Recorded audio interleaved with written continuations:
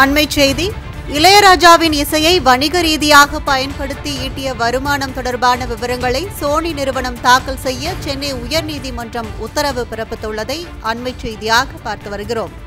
இளையராஜாவின் இசையை வணிக ரீதியாக பயன்படுத்தி ஈட்டிய வருமானம் தொடர்பான விவரங்களை சோனி நிறுவனம் தாக்கல் செய்ய சென்னை உயர்நீதிமன்றம் உத்தரவு பிறப்பித்துள்ளது. Sony Music, Echo Recording, Oriental Records ஆகிய நிறுவனங்களுக்கு எதிராக சென்னை உயர்நீதிமன்றத்தில் இளையராஜா வழக்கு தொடர்ந்துள்ள நிலையில், இளையராஜாவின் இசையை வணிக ரீதியாக பயன்படுத்தி ஈட்டிய வருமானம் தொடர்பான விவரங்களை சோனி நிறுவனம் தாக்கல் செய்ய சென்னை உயர்நீதிமன்றம் உத்தரவு பிறப்பித்துள்ளதை அண்மைச் செய்தியாக பார்த்து வருகிறோம்.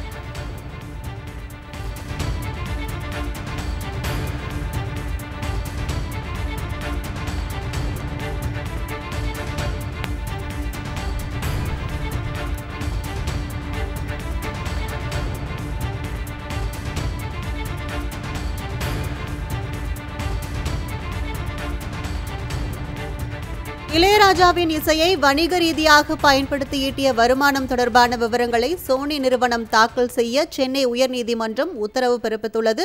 கூடுதல் விவரங்களை செய்தியாளர் ராம்ஜி வழங்க கேட்கலாம். வணக்கம் ராம்ஜி, இந்த உயர்நீதிமன்ற உத்தரவு குறித்த கூடுதல் விவரங்கள் என்ன? என்டர்டைன்மெண்ட் இந்தியா பிரைவேட் லிமிடெட் நிறுவனம், எக்கோ ரெக்கார்டிங் நிறுவனம், அமெரிக்காவில் உள்ள ஓரியண்டல் ரெக்கார்டிங் ஆகிய நிறுவனங்களுக்கு எதிராக சென்னை உயர்நீதிமன்றத்தில் இசையமைப்பாளரும் மாநிலங்களவை உறுப்பினருமான இளையராஜா ஒரு வழக்கு தாக்கல் செய்தார்கள். அந்த வழக்குல தான் தமிழ், தெலுங்கு உள்ளிட்ட பல்வேறு மொழிகள்ல சுமார் 7500 திரைப்பட பாடல்களுக்கு இசையமைப்பு உள்ளதாகவும், என்னுடைய இசை பணியை பாராட்டி தமிழ்நாடு அரசு மற்றும் ஒன்றிய அரசு பல்வேறு விருதுகளை வழங்கி கௌரவித்தது என்று சுட்டிக்காட்டியுள்ளார். அந்த மனுவில் தனது இசை படைப்புகள் காப்புரிமை சட்டத்தின் கீழ் அங்கீகரிக்கப்பட்ட ஒன்று என்றும், தனது இசை படைப்புகளுக்கு தான் மட்டுமே உரிமையாளர், இதற்கு மற்றவர்கள் உரிமை கோரவோ அல்லது அதனை பயன்படுத்துவதற்கோ அதிகாரம் இல்லை என அந்த மனுவில் குறிப்பிட்டுள்ளார்.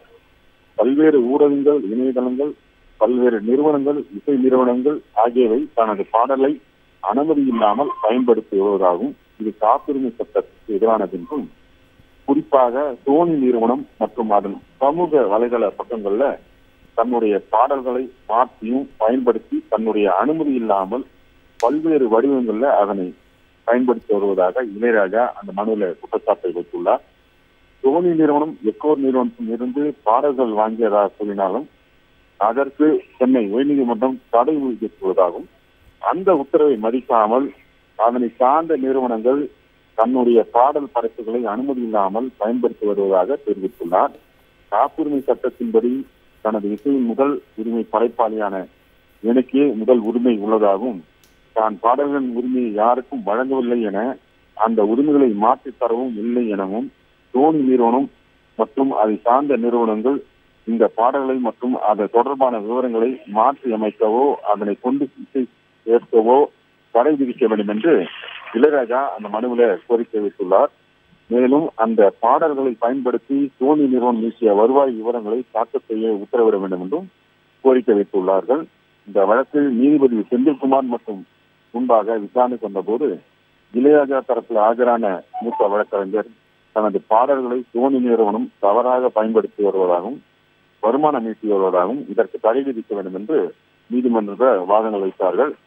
இதனையடுத்து வழக்கை விசாரித்த நீதிபதி இசையமைப்பாளர் இளையராஜா பாடல்களை வணிக ரீதியாக பயன்படுத்தி ஈட்டிய வருமானம் குறித்து விவரங்கள், வரவு செலவுகள் தாக்கல் செய்ய சோனி நிறுவனத்துக்கு உத்தரவிட்டு வழக்கு விசாரணையை அக்டோபர் 22ஆம் தேதி தள்ளி வைத்திருக்காங்க.